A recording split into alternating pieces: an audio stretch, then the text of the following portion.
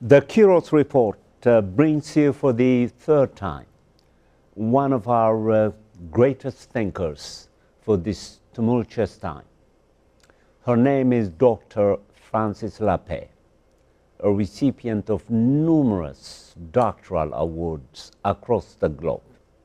She is also the author of 20 books, one of which, Diet for the Planet, sold 2.5 million copies, followed by a series of books that systematically focus on articulating the content and practice of what she calls democracy. The Kiros Report is supported by the Hutchins Center at Harvard University, and I invite my viewers to feast in this great episode, which I am determined to make one of the best, having interviewed my guest about 3 times thus far. This will be her 4th appearance in the Kiros Report, which was previously called African Accent International. Thanks for coming to the Kiros Report. My great pleasure, my delight. Thank you. So what I thought we should begin with is to talk about, in broad terms, of why you think people are going hungry, in spite of the fact that there seems to be an abundance of food. But as you compellingly argue, it is not the absence of food that is the cause of poverty, the cause of hunger, but something else, which you call the inability that people have to buy food because they are so poor. Exactly, exactly. I mean, we have enough food in the world to make us all quite chubby, every one of us. So the problem is not lack of food. And that was the beginning of my life's work. Because way back when, more than 50 years ago, when I began, there was a book that came out called The Population Bomb that said that we didn't have enough food. And I said, oh, I want to find out, is that true? And it wasn't true then, it isn't true now. As I say, there's beaucoup de, many, many more calories than we need. So what stands in the way, I came to see, was not that we're just selfish little shoppers, you know, by our nature, but humans are locked into worldviews, what I call filters. That these our assumptions about life create filters, and we really can't see what's outside the filter.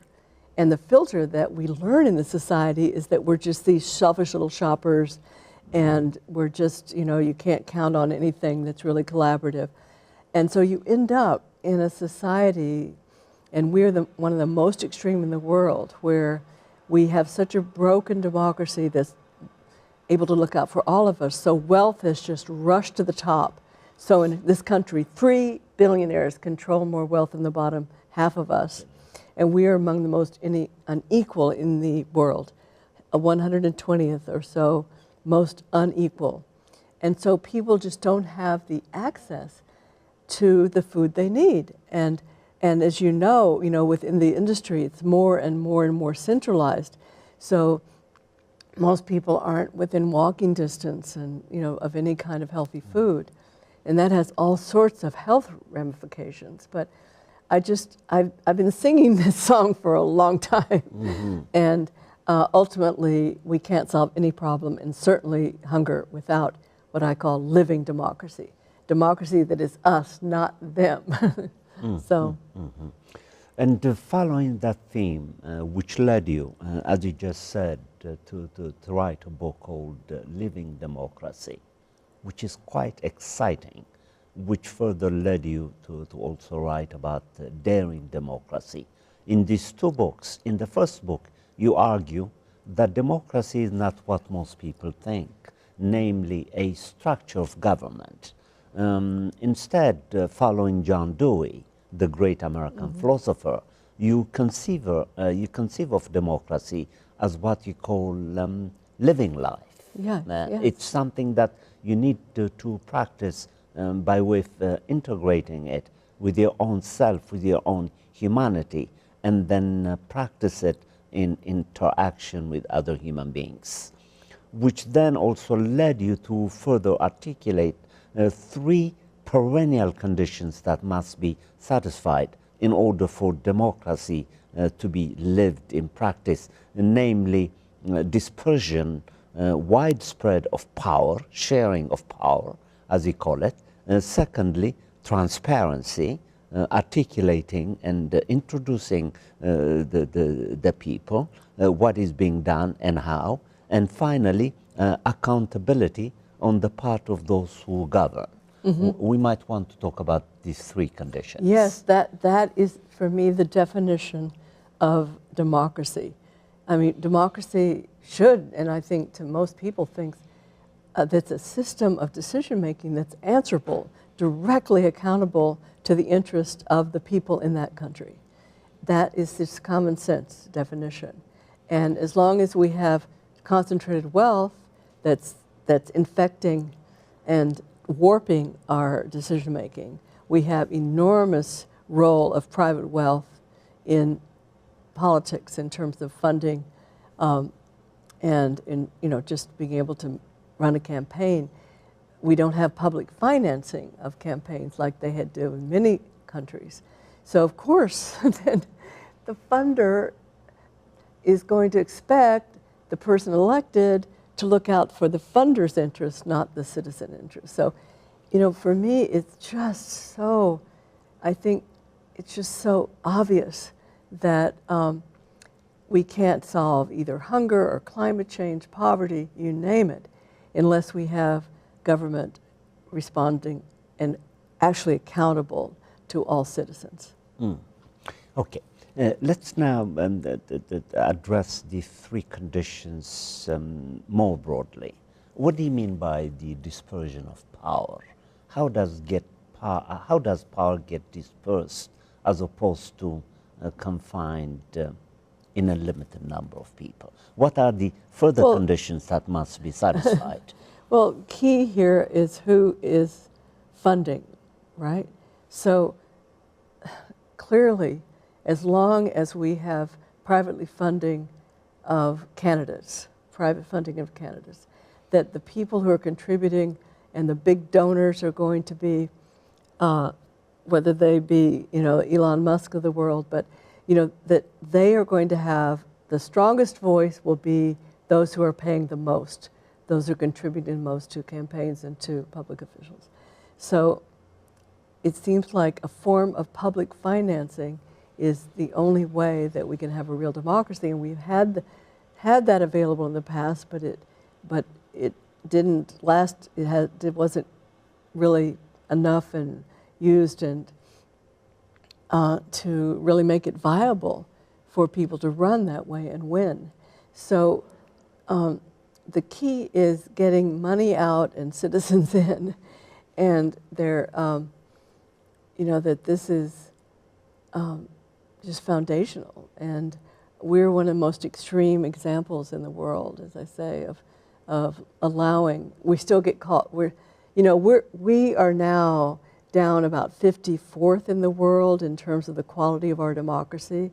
So all of our peers in Europe we think of our peers, they're way up in the top 30. So we're already really low, and it's because of the things I'm talking about. And of course, in addition, how easy is it to vote, Is it easy to vote by mail?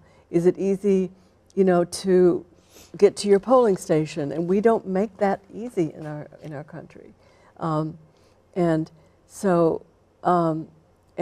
the age at which one can vote, that's another thing.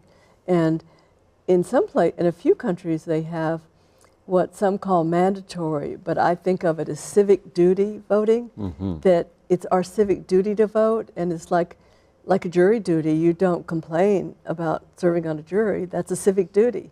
And I'd like to think voting is even a more absolutely universal civic duty. And so I believe it's Australia or New Zealand, but they have what they call mandatory voting. So if you don't vote, you have to pay a small fine or something.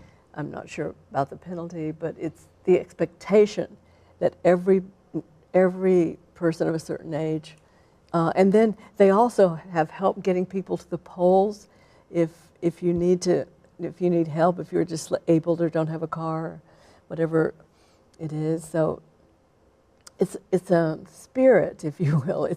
It's just an understanding that democracy is universal voice, and that we are able through public deliberation to think more than just about our own individual well-being, and to understand that we ourselves, it's not just do we make more, say, or we have lower taxes, but if we lower taxes, what is that saying about our whole community, and parks for our kids to play in, and and buses that depend on public transportation.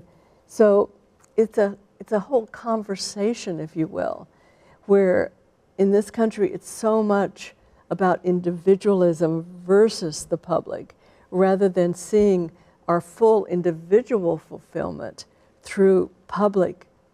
The public a benefit is a public benefit. It's not just, public transportation is not just doesn't help me get to work, which it does, but it everything, it makes it less traffic. We had such a hard time getting here today. Imagine if we didn't have any buses in Boston. So that's, I've just become just so passionate about democracy and trying to think of it not just structure of government and fixing our Senate, I mean, our Senate alone is so unfair in the sense of giving, because it's equal representation by area, but it gives people in highly populated, states much less voice. Like California, a person living in California has a tiny fraction of the voice that a person living in a small state like Wyoming has, or, because each get two senators, right?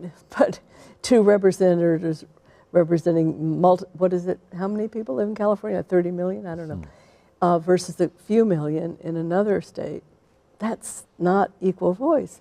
And then there's the Electoral College, of course, which is not. And there have been 5 times in our history where the popular vote wasn't definitive. So there's just so many things that we can be excited about reforming.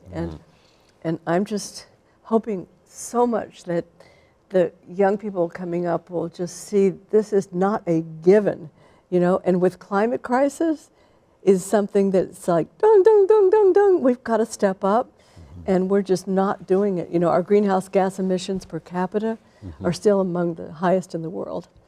So we've got to change that. Some people might call what you're describing capitalist democracy. As what? Capitalist democracy. Capitalist democracy. Democratizing. Is there a distinction between capitalist to me is the opposite of democracy. Capitalist means control. Capitalism is defined by control by capital, right? Correct. It's not just a market system. You can have a market system where you have the whole democratic entity making decisions about how to set the rules of that market, so it's not just driven by private wealth, by capital. So that's part of the confusion, because capitalism is put in people's minds aligned or just combined with the idea of a free market. But there is no such thing as a free market. Every market has rules. You agree? Yes. Every market has rules. What is ours? Do what brings highest return to existing wealth. So wealth goes to the top, rather than what are the rules that will be beneficial to all of us? Rules about limiting climate crisis, right? Rules about access, rules about including, of course, we do have some rules about in food, for example, of keeping out dangerous ingredients for the most part. But we have, we don't have rules about how in a truly democratic economy, not just a capitalist economy, tightly held, we'd have rules that said, oh yes, every community needs to have a grocery store that was in walking distance, and that you can actually get fresh food there. And something like, gosh, I wish, like a fifth or more of our people don't have that, don't have that kind of access. Not to mention the extreme poverty, as I say, that they don't have the money to purchase anything. And of course, I've always assumed that if you're really poor and you just have, really tight budget, then it's easy to just grab the potato chips or because per unit they seem cheap. Correct. And so I understand that, but oh my gosh, they're ruining our health, The ultra-processed foods are just really devastating our health, and the sweet foods that you can get at a convenience store. We have very high levels of diabetes in this country, for example, and that's from our overconsumption of sugar in part. So it's all woven together about ultimately who makes a decision and in whose interest. And I just am a diehard for living democracy and just breaking through these myths of separating out the economy from the democracy. Because that's if we, excellent. Yeah. So what you're in fact asking for is a new kind of democracy. Yes. That is what you're trying to alert the public to. Yes. That we've been confusing ourselves into reducing democracy into what some people are calling capitalist democracy, the organizing capitalism, the organizing principle of which is profit, money, whereas you're asking for something radically different that would make it possible for people to as you say, to have access to food as a right, as a human right. I mean, come on already. What is more basic than that, We all have to eat. That's a shared human need, and our society should be absolutely organized so to ensure that that fundamental right for shelter, for food, first food, shelter, education, we take that for granted, that people are entitled to free public education. That's feeding our minds, but how can a kid learn if they're hungry, right? It makes no sense. So we've accepted some important public goods like public transportation, and we have to pay, but at least it's reasonable. And so we need to really look around the world and to recognize how out of step we are. There's nobody figured it out perfectly, but other countries have definitely have a greater equity so that we don't have such extreme poverty as we have in the United States, this extreme gap between rich and poor. It's just astonishing to think about, three people controlling half as much wealth as half the bottom. I mean, half the bottom of the population. How could that ever work? Indeed. And what I like about what you're saying and what you've written about is that the media and its owners are prone to dismiss what you're asking for by way of confusing the public, by reducing it into what they call communism. You see how they subvert the poetic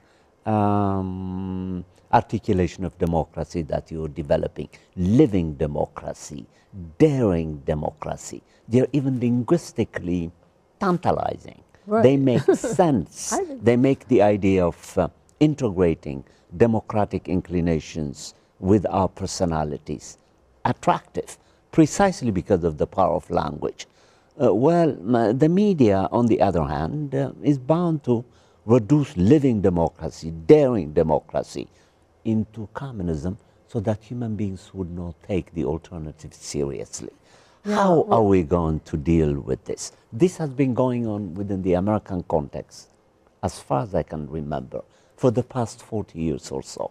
Anytime a critique of democracy is articulated, it is dismissed as nothing more than communism. Whereas what you're asking for is really for making democracy a lived life. not merely Exactly. descriptions of It's structures an exciting and life functions. because we have exciting voice. life. I That's mean, right. We didn't evolve to be couch potatoes and, you know, muzzling ourselves. To evolve as a species, we had to be doers. We had to be experimenters. We had to be trying that new food and trying, you know, that new way of organizing our villages. I mean, we've evolved to be doers, not just acceptors and shoppers, right? And so we've got to, I think our education system needs to focus on that idea of educating young people to be continuing learners. You know, I love the term learning rather than educating, because learning is a process that we all are engaged in. Education is often seen as top-down. Precisely. So we're all, but it starts in schools with encouraging young people to find their question. Find their question. That's what changed my life, Theodos. You know, when I found my question, I love to tell people I made a C on my first English paper. Yes. So I never expected to be a writer of multiple And a books, great certainly. one. But what happened to me, I found my question. I had to know, is it true that we're not enough? My first question, is it true there's not enough food in the world? And when I realized that these big experts at Stanford had it wrong, I said, oh, hey. And I just wrote a couple-page handout, and it became a book, and the rest is history. But the point is that everything is evolving, and we see through these filters, and the filter limiting us now is this idea is that we are a democracy. It's all, you know, we're leading democracy. When it's hot, when we are highly compromised democracy, and that we can fix it, and that we have proof from other countries where there's a lot less hunger, and where education is rated much, much higher. So many ways, and so that's why I'm writing this new book called Hidden Hope, because that's the hope. We'll talk about that later. Yeah, I'd love to, but it's I don't know, it's what gets me up in the morning is to, you know, not just moan about how far we are back, but to say, oh, I want to learn about what's happening here and there, because if they can do it, I can do it. And then how do I apply that in my own community, you know? How do I make sure that everybody can eat? And that, you know, there used to be more of an emphasis locally in the Boston area on community gardens, and we were part of a shared gardening, and I'd love that movement to be revived. So, you know, a place where there was a term for it, where it was a public service that you could sign up and get, you know, a certain amount of fresh food right from your area every week, and we used to go up to the farm and get it. That sort of thing, certainly, but that's fundamental. It's now we're in a real democracy crisis in our country. Indeed. And so we have to address that. And the second condition of living democracy is what you call transparency. Yes. How do we make transparency also a way of life? Well, that's a really important question that the how to solve it, I haven't directly focused on a great deal, but I think first is the challenge today of privately owned media, that most people are getting their news, say from, if you go to Fox News, then you're going to not necessarily hear facts. I see. You are exposed to disinformation. And so there are countries, I believe it's New Zealand, where they've tried to counter this with the Public Broadcast Authority, that where you can actually publicly charge a media outlet with false information, with promoting false information, and then this authority looks into it, and if it turns out that if it's both false and harmful, then it has to be changed. And so having some public entity like that would be, for me, part of living democracy. Because we're all on media all the time, but how do we ever know if we're, you know, I mean, I'm sure there are examples of people actually dying from some false information, certainly that, and I was just so impressed that other countries are stepping up to counter it. And we wrote a report that anybody can get on our website at smallplanet.org called Crisis of Trust, where we talked about countries, examples of people who are stepping up for greater transparency and accountability. And I was just so impressed. Mm. And finally, the third condition of living democracy, which has family resemblance with the second, is what you call accountability. Mm-hmm. Again, how do we make rulers, leaders accountable? Well, they are accountable to money now. Mm-hmm. So how do we make them accountable? In living democracy, I know that. And so the number one starter is to move to public financing of elections, okay, so that anyone can, with enough, you can get enough signatures, you have to get some baseline of support, you can appear on the ballot, and that you can get some public funding to run a campaign. It seems so obvious to me that if the people are funding elections, then the elected officials will be responsible to us. If money is funding elections, then our elected officials will respond to the money. So I just couldn't be more emphatic about this point. And it's really, I just encourage everybody to read about, you know, what other countries have done in this regard, and how, and to acknowledge, you know, my work now is, I often, you know, the good news is that we're not the best, because if we were the best, that would be shocking. And the fact that we're so low in democracy, ranked so low, means there's so much we can learn. I just want to emphasize that. We can flip it around and make it, oh gosh, there's some place we can go that's better. And now, this is something that bothers me. How do you explain the fact that Diet for the Planet sold 2.5 million copies, but Living Democracy, Daring Democracy, and these numerous other books that you've written, about 20 of them, did not do as well? We have to have an explanation of this phenomena. Well, it's just staggering. Yeah, I mean, there's so many factors. I mean, let's talk about them. Well, first of all, I think Diet for a Small Planet came out in 1971, and it was really the first book to explain that, oh, we don't need to waste all these resources funneling through livestock. It turns out that worldwide, about 80% of agricultural land goes to livestock that give us 18% of our calories. And so I think it was also good fortune, because I happened to meet the founder of paperback publishing in America. Yes. I was just a kid, and I had no idea. I'd never published anything, but it got into Betty Ballantyne's hands, and she just was so entranced with it that she said, I'm going to make this work. And actually the recipes in it weren't my idea. That was Betty's idea. And Amazing. So I got all my friends to offer recipes, and then I call myself a chemist in the kitchen, because that was when you believe that scientists told us that we had to, in order to get the protein we needed to combine protein in a certain way, in this food with that food, and turns out, no, it's much easier than that.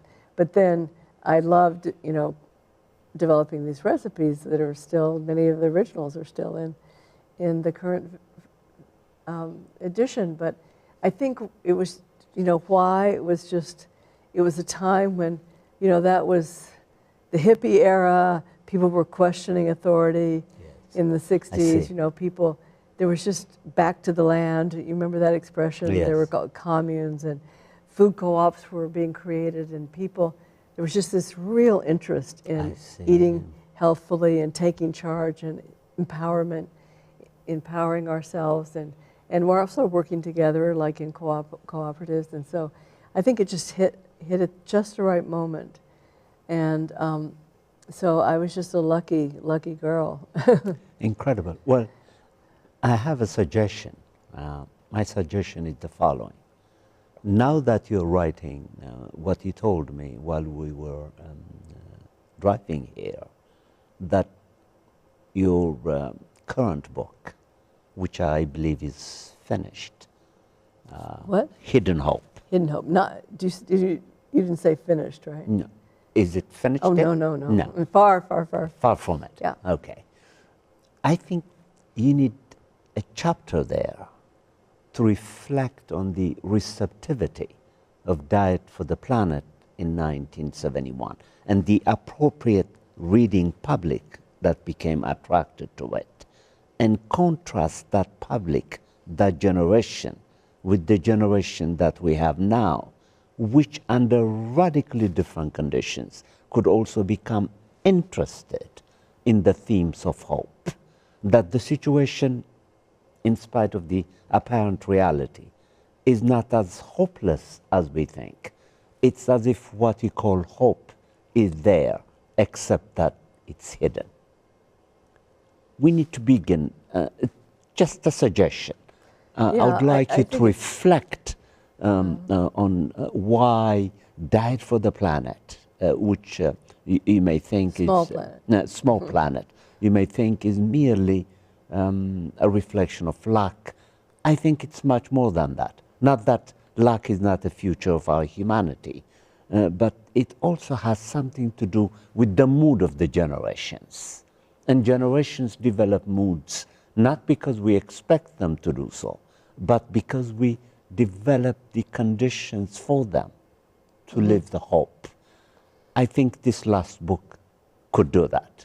And it could really be a book for our times. Well, I hope so. I mean, I do acknowledge that, you know, being a child of the 60s, that was the time when we were questioning, and there was a lot of activism on campuses everywhere. So it was a very different time.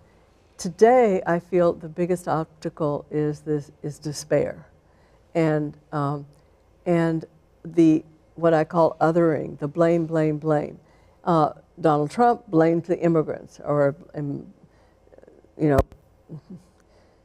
know, people who want greater, you know, representation of all types of people. But disinformation also. There's, you know, that we get our.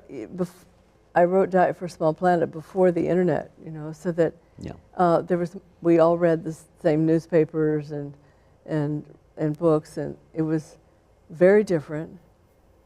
But we can't give up hope. Hope is power. Hope is life. I mean, if you give up hope, you have nothing really.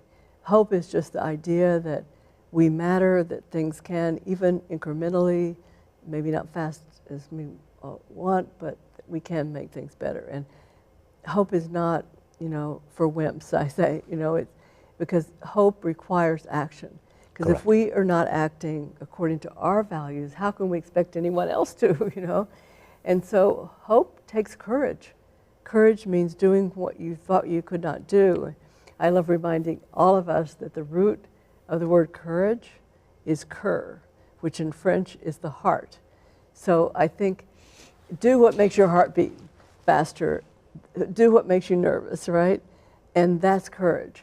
So if all of us, you know, as much as possible, every day if possible, either whether it's talking to someone who you don't agree with and trying to engage them and inform them and share with them, or joining some organization you've never been part of, going to a march. Think of all the tens of thousands and thousands of people who came out for a march, not, you know, what, weeks or so ago. A lot of them probably had never been in a public demonstration. And so I love this idea that do one thing every day that scares you. You know who said that? No. Eleanor Roosevelt. I Really? just love that. Yeah, I used to have a poster, you know, just do one thing every day that scares you. I think that's great advice. Thank you, Eleanor. She was such a hero to me. And then find my other piece of advice, since we're such social creatures, find all you need is one buddy. Maybe it's your beloved partner, maybe it's, you know, a friend down the street or a classmate, but if you have one buddy who says, okay, you know, let's do something that makes our heart beat, let's do something scary, because, you know, it's hard by ourselves, right, just alone. But so I like the buddy system. We change the world through locking arms. And so I think, whoever we are, it seems like it's possible we could find one person who wants to take a risk and find what organization is doing something really in your community. And then I'll just make a plug for our organization, Small Planet Institute, yes, because we have a flyer there, you know, just a really, I think it's called Democracy Bites. These are bites, meaning you can take these steps. And then, of course, our books are there on the website, but they all offer suggestions of organizations you can connect with.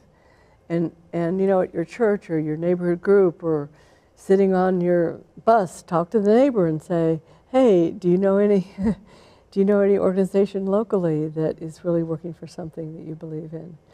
And I don't know, I just think that human beings were not evolved to be couch potatoes, you know?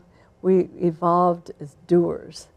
And I think our mental health, our physical health is all benefit if our lives have these three ingredients: have power, agency that is, have meaning and connection. Power, meaning, and connection. Beyond, you know, just eating and daylight, we need power, meaning, and connection. And democracy is the only way of life that can guarantee that for each, can offer for everyone that. Mm-hmm. And I would like to add two more propositions to what you already said. One, I'm sure you're familiar with this quote from Ernest Bloch, who famously said, "Hope is given to us because we are hopeless." Well, that's not my approach. Hope is not a gift given to us. That we are responsible for making hope. As I say, if we're not doing something, then how can we believe that things are going to change if we're not changing? So I think of hope as power. And sometimes, maybe I don't get, but sometimes I say hope is not for wimps, because, you know, we have to do what Eleanor says, you know, do something every day that scares us. And that's why we need our buddies, because we're social creatures. It's very hard alone to be frightened, you know, doing something new. But if you can find just one buddy, one friend, and say, hey, you know, you're frustrated, I'm frustrated, let's do something together. And I think that's really the approach of living democracy, that it's not just a system of government, it's a way of life that we teach our kids, and we teach, you know, our kids to speak up, right? If they, you know, I hope we're teaching our children, if they see somebody being mean to another person or hurting another person, they have to speak up. You know, you don't just say, oh, you know. I hope we're teaching all of our children that we're responsible for the well-being of all. That's the core idea of, and I think that evolved in village life, that we evolved knowing that, you know, that the well-being depended on all of us. And what is in the Bible? Jesus said, as you do to the least of me, mm-hmm. you know, that you do to me, you know, mm-hmm. that's an expression of our alignment with, in this case, a faith, but that's also just understanding from our village nature, that we understood that we can't have some people, you know, just sick in the tent or in the cave, you know, that and leave them to die. You know, that we're going to be strong as a tribal community by ensuring that everyone can stay away from the tigers and can, you know, we evolved. There's a beautiful book called Mothers and Others, and by Sarah Hardy, H-R-D-Y, where she talks about our social nature. I don't know if you've ever heard this before, but that our social nature can in part be rooted back to as mothers in our villages from the origins in Africa, that we shared nursing of our babies, so that some mothers could go out and gather food, so that then other mothers could stay home and not have to go out that day. And it was the sharing that allowed us to gain the nutrients that allowed us to evolve all of our complex brains. And she's just a superhero of mine, a California writer, Sarah Hardy, Mothers and Others. But you know, that we evolved as cooperators, in other words. And now let me ask you a controversial question for which you are not prepared. If you prefer, you can dodge it. Oh, no. I'm becoming very disappointed with the role that women in power are beginning to play. I was listening to this cabinet meeting with Trump, and I couldn't believe what was coming out of the mouth of the Attorney General, who happens to be a woman, who was proposing that those who burn Tesla should be jailed for at least 20 years. Oh my gosh. Oh my gosh. Which led me to begin thinking about how vacuous certain parts of feminism are becoming now. Yeah. Because my hope was that women in power would bring to living democracy what I have called in two of my books, thinking with the human heart, as opposed to calculating with the brain. But this is not what I'm sensing now. I'm disappointed. Are you? Yes, although we still have so relatively few, the proportions of male and female are still so imbalanced that, you know, I don't think, yes, I'm disappointed, but I don't think we should be discouraged about the goal, because, you know, as long as it's so imbalanced, then maybe people like that feel like they've got to be tougher and they can't, you know, I don't know what they're thinking in this case, but I just can't be discouraged by that, because the more we bring diverse life experience, not just male, female, but people of color, people who are new to this country, the more we have diversity, the more that we can have a living democracy, because everybody will feel heard, everybody will feel represented, and be motivated to work for the common good instead of just defend. So, yeah, that's sad, but I just think we can't be discouraged. Of course. And now, I don't know how much time we have left, but I would like us to devote it to talk about your new book. I like the title of the book, as I have always liked the titles of all your books. Thank you. Living Democracy, Daring Democracy. And now you've come up with Hidden Hope. Linguistically, that is a very explosive term. On the one hand, you're defending hope as an inherent inclination in human beings as human beings, provided that we create a nurturing environment for them to be hopeful and then become doers, to use your term. And now we have added another strategic component, namely that it's hidden. Yes. Just because the situation, as Bloch was contending, appears to be hopeless, it doesn't follow that hope is not on the subterranean level. It is still there. It's just hope, and you must create new conditions for it to become apparent. Exactly. And unfortunately, the news cycle is driven by crisis, right? The news cycle is driven by shock, and bad news is shock, shock.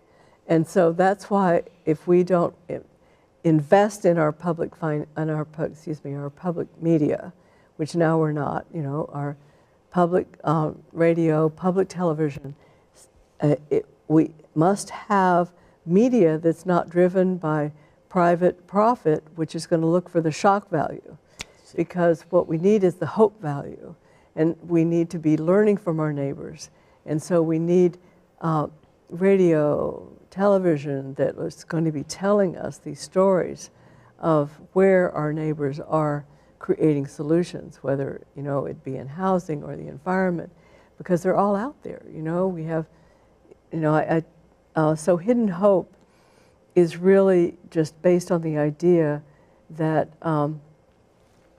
that we model ourselves after one another, and there are all these examples of innovations throughout the world that we don't see. They're hidden from us.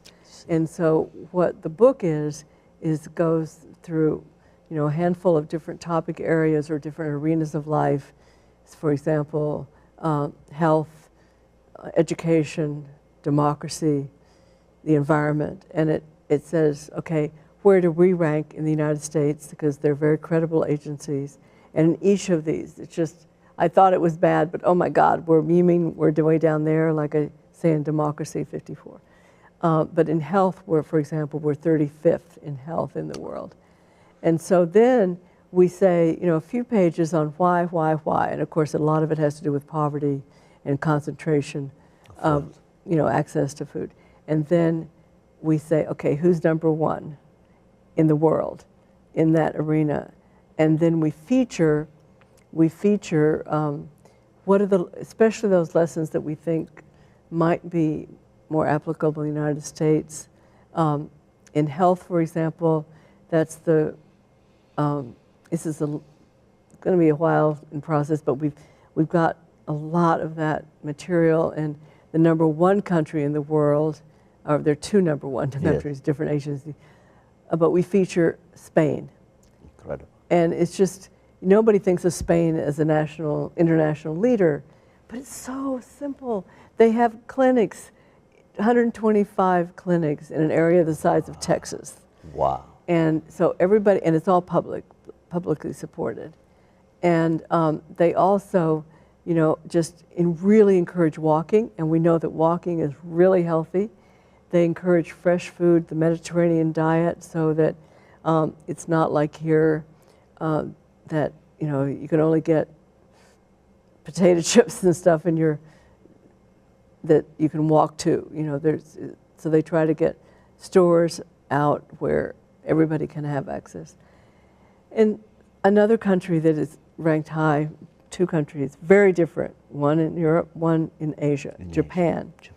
And I love one of the things they do is the kids in grade school learn to cook. Isn't that so wonderful? It's wonderful? And they take the food to their room, you know, classmates, and they serve them lunch so that from an early age you don't just think, oh, I'm going to go get a hot dog, which, by the way, is carcinogenic, it causes cancer. They don't think I'm going to do that. They think, oh, wouldn't it be fun to have a friend over and I'm going to make them something? So they teach their children to cook. They have very simple, you have no on-street parking, so it discourages cars, so people walk. They have a lot of public transportation, and so they have, you know, a lot less greenhouse gases that people are breathing, and so it's really healthy. And so these, you know, like the cliche goes, it's not rocket science. You know, we don't have to, you know, make it up. It's just common sense that exercise, access to healthy food, publicly paid health care so everybody can get treated early,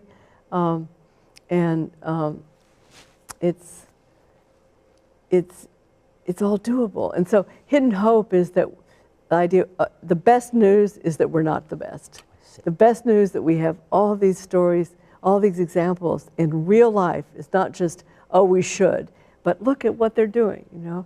And see, then after the country that is the leading country, we're going to have some short sections on what city or state in the U.S. is doing really, really well, and then tell something local so that people can say, oh yeah, you know, it's not, because often think, oh yeah, well, the Spaniards, the Japanese, they're so different, but we're going to bring it home. How can these very doable solutions be happening in our own communities? And let's go there. So that's called hidden hope. It's incredible. I wish I had access to Trump or the Kennedy and to read Hidden Hope so that it could guide Trump's public policy. Right, that would be nice. Some people actually suggested when your first book was published, I think it was sent to the prevailing president at the time to read the book. I read this in one of the documentaries on the internet. I've forgotten that. Wow.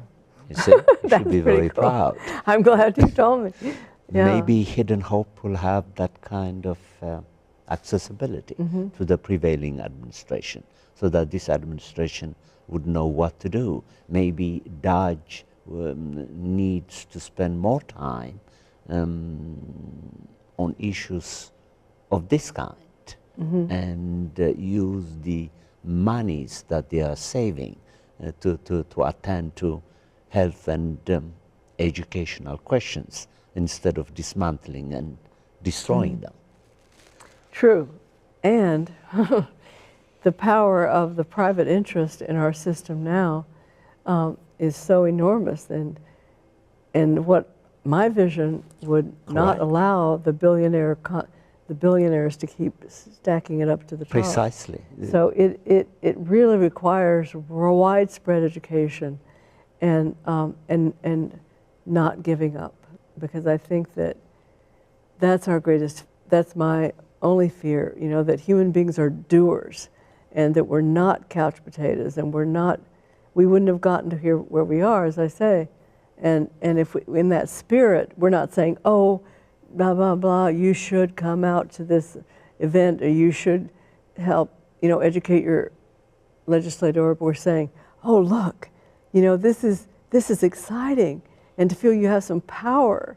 This is not sacrifice. This is strength. This is what we all want, you know, that power, the root of that word is a Latin word, posse, to be able. It just means we all want to be able. Often we think of power as power over, but the root of it is just something, you know, we didn't evolve as just couch potatoes, right?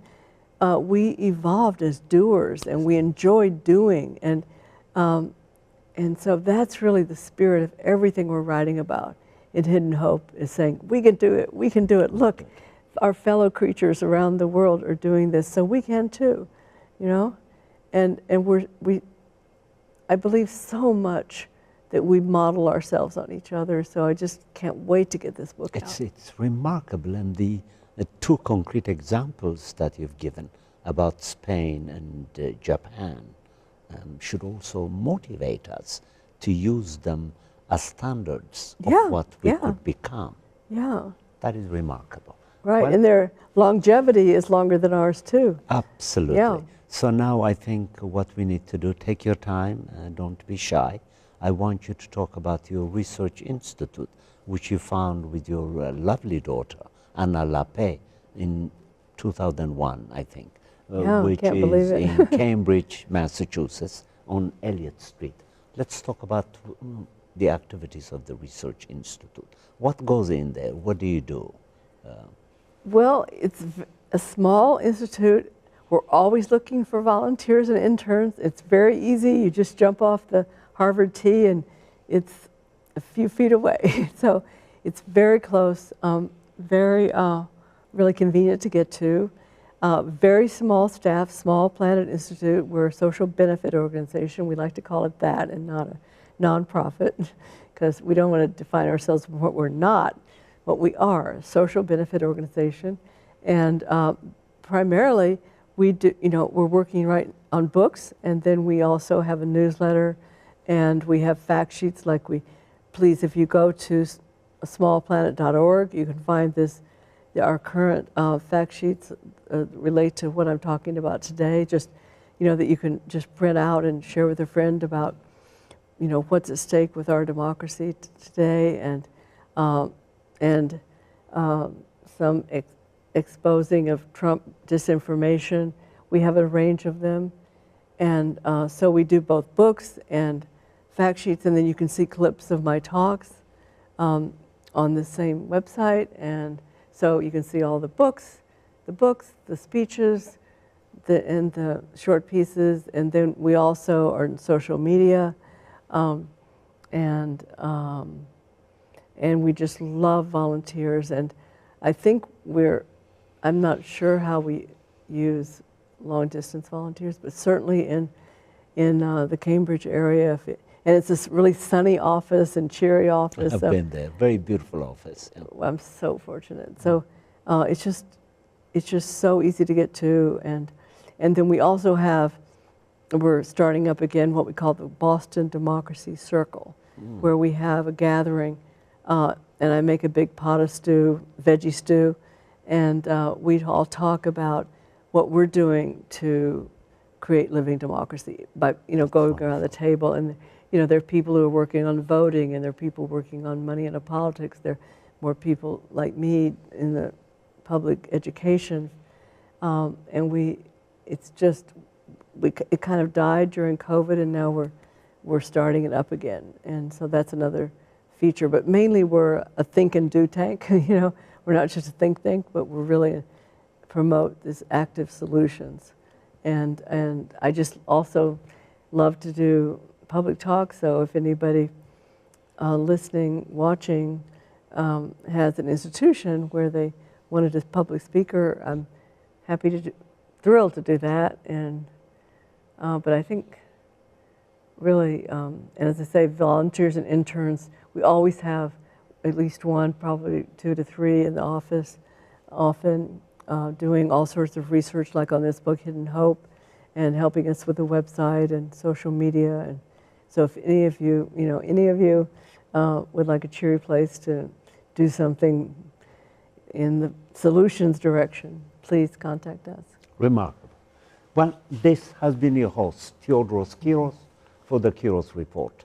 I hope my viewers enjoyed this feast for the imagination to the degree that I did. The Kiros Report is now in Patreon. Please become subscribers if you can, and try to watch our program and share it with human beings all over the world so that they can extract and act based on their hidden hope. Thank you so much. Thank you. Thank you.